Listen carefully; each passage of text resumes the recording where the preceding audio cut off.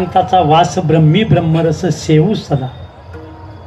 त्या एकांताचा ते तुकोबरांचा जे डोंगर आहे त्यापैकी भामचंद्र डोंगर जो आहे त्या भामचंद्र डोंगर आमच्या वारकऱ्यांना एकांताची साधना करण्याकरता. आता भंडारा डोंगर आणि भामचंद्र भंडारा आणि घोराडेश्वर आहेत ते खुल्ले झालेले आहेत, पण साधनेकरता तो राहावा म्हणून त्यांची ती एकांत राहण्याकरता त्यांचा जो प्रयत्न आहे त्या प्रयत्नाला आपण सर्वांनी साथ द्यावी.